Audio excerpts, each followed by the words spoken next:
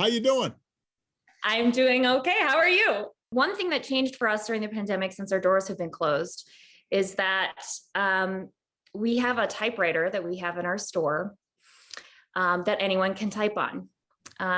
Since our doors have been closed, we have a public typewriter virtually that people can type on. But a big part of the store was having the typewriter here that anyone could type on and write anything that they liked.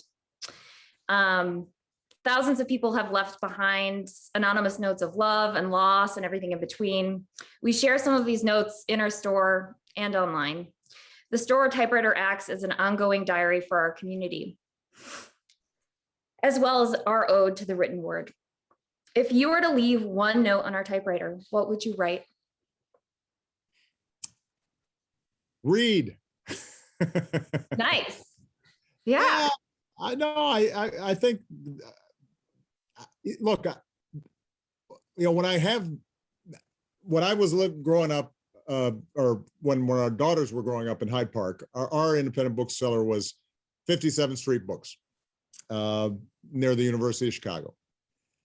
Hyde Park's a little bit like Ann Arbor, kind of a little bit of a university spot. And the memories I have of taking Malia and Sasha into that bookstore, and us browsing and getting recommendations, and occasionally going in for a reading, and maybe 10 people would be sitting in fold-out chairs, and that nourished the soul. It sustained you in ways that I think changed my daughters' lives for the better, because it taught them the power of words to connect. And it taught them that they weren't bound by their immediate circumstances, because if they wanted to travel the world, they could do so just by picking up a book. And it maybe more than anything reminded them of how strange and wondrous life is. Yeah. And that is what reading does. And so, using the words using other people's words to kind of understand their experience, which is really important in learning about the world. To understand their experience and understand yours. Yeah. I just finished reading a book that it came out several years ago, but a friend of mine gave it to me, The Overstory by Richard Powers. And the central theme is trees. It's a novel, but after reading the book, I'm walking around, trees look different, and which means my life is different. Yeah. And how I think about my responsibilities to preserve trees is different. And how I, communicate to my daughters about what their responsibilities are is different. And that's what books can do.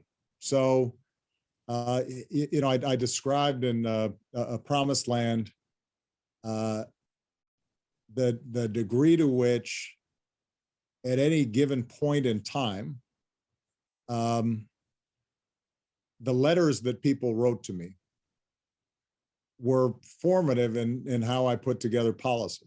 And these letters were a form of storytelling. They were my lifeline, my connection to the people who had sent me to the White House. And despite how isolated it could be,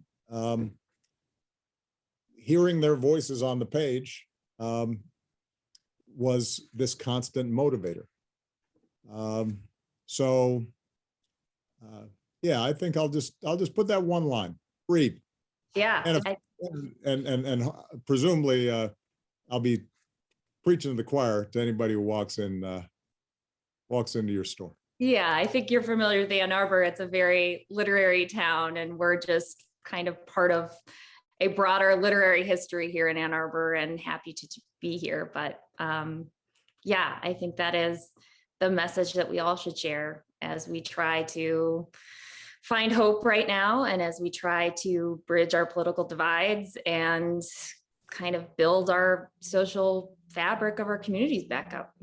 That's exactly right. And you guys will be central to it. So I appreciate what your family is doing, and tell all your staff and crew that we appreciate what they're doing. And volume 2, hopefully I'll have a more conventional book tour. I'll be able to stop by the store. I hope so. Thank you so much for speaking with us, President Fama. I really You bet. appreciate it. Take care. Take care. Bye-bye.